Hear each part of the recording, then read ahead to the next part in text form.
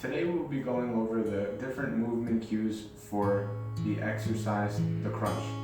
We'll be using our abdominal muscles and we will be engaging our core.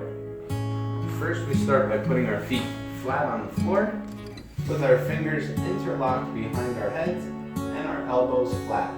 We want to avoid turning our elbows in and curling our neck, as this will not allow us to engage our core. We keep our eyes to the sky and we lift our head, neck, shoulders, and upper back off the floor, breathing out on the way up